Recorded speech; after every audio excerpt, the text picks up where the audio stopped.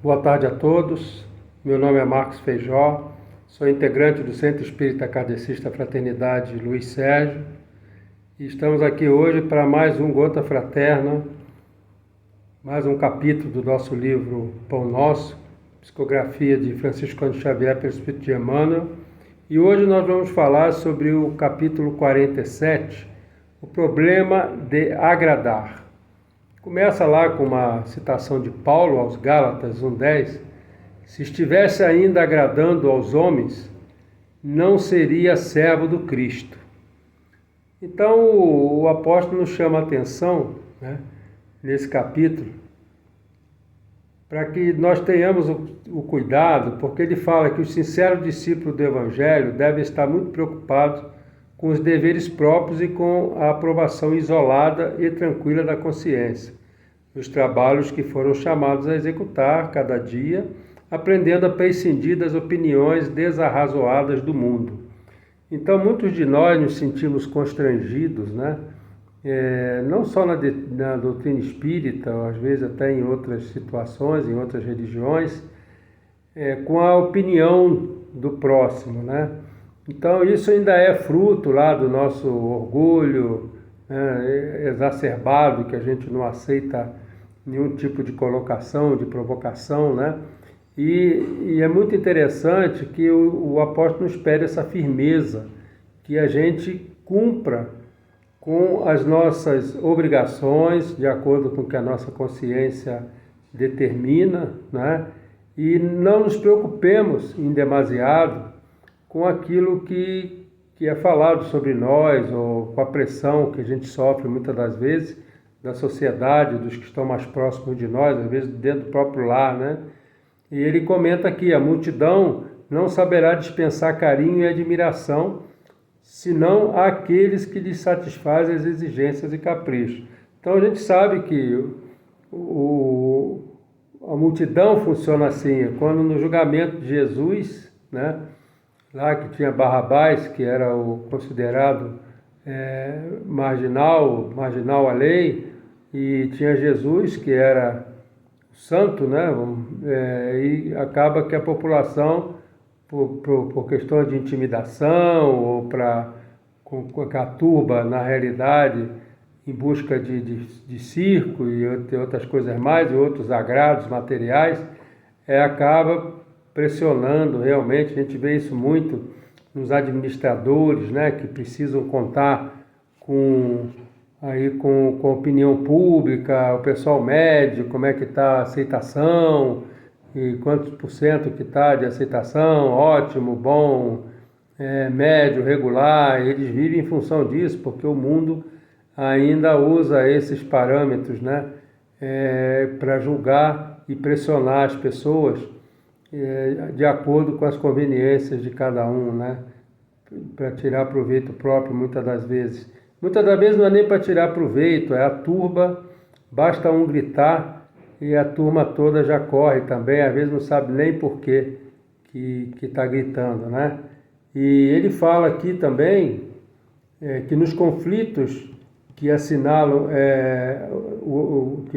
a marcha, o aprendiz de Jesus será um trabalhador diferente, que em seus impulsos instintivos, a multidão não vai conseguir entender, porque nós somos trabalhadores diferenciados por já estarmos tentando praticar a paciência, já a comiseração, a misericórdia, na própria beneficência que fazemos, na caridade.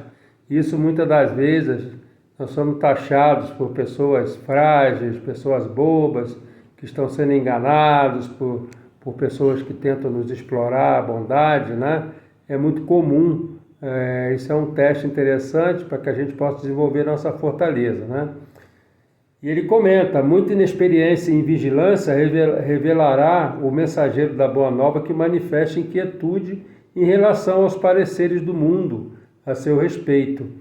E aí fala, quando se encontre na prosperidade material, em que o mestre lhe confere mais rigorosa mordomia, muitos vizinhos vão perguntar, maliciosos, pela causa dos êxitos que nós temos sucessivos.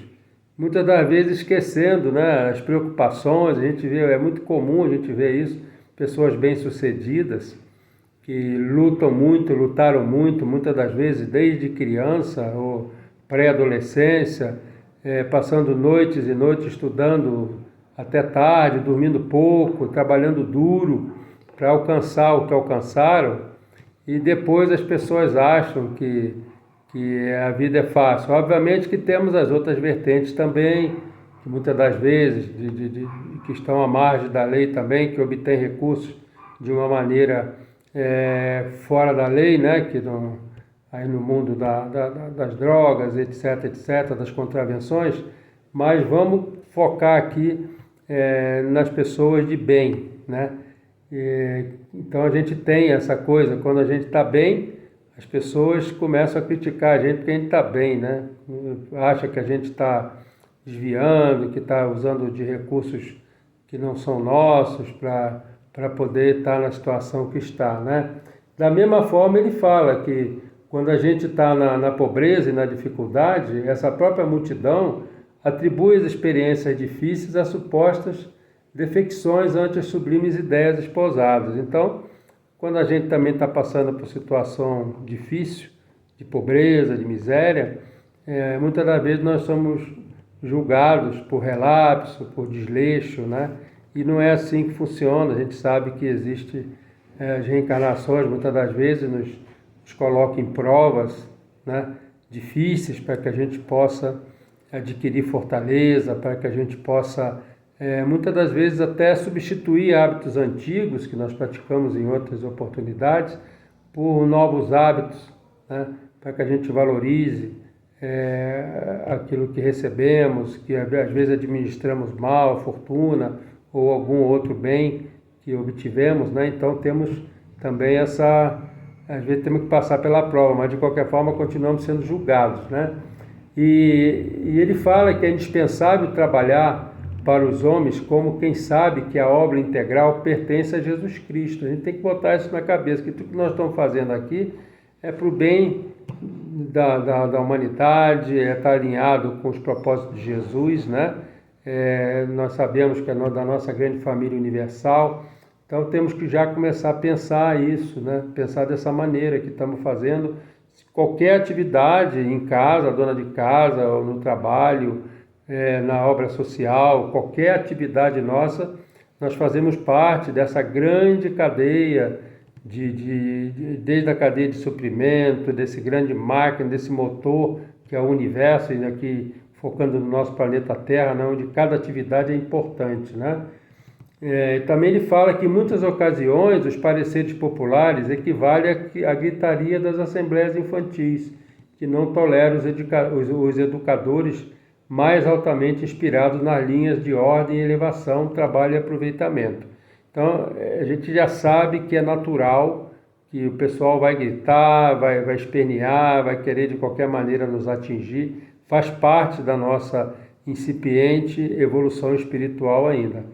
E finalizando, ele fala que o sincero trabalhador do Cristo, portanto, deve saber operar sem a preocupação com os juízos errôneos das criaturas, porque ele finaliza dizendo que Jesus nos conhece e isso basta.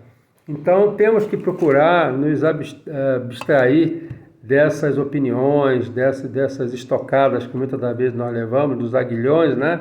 Como nos falam aí os nossos amigos benfeitores, e tocar em frente com a nossa consciência tranquila, trabalhando a nossa reforma íntima, tentando, muitas das vezes isso nos ajuda a frear o nosso orgulho, né, quando nós queremos reagir, combater, etc.